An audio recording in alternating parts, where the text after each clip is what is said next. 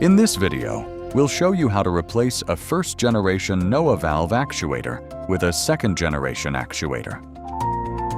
To start, take note of the actuator's orientation relative to the pipe. In our case, the pipe is parallel to the NOWA logo. Locate the pin underneath the actuator and pull it out to remove it. Gently pull the actuator to take it out and lift the brass piece upward to remove it.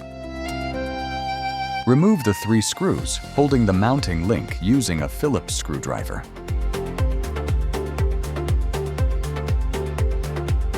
Remove the mounting link and replace it with the new one.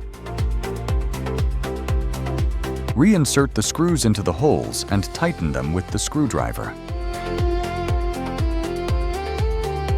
Position the brass piece so that it is aligned with the valve.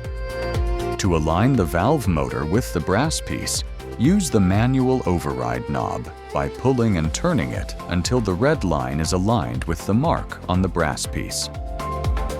Install the actuator in the same orientation as the old one. It should fit snugly.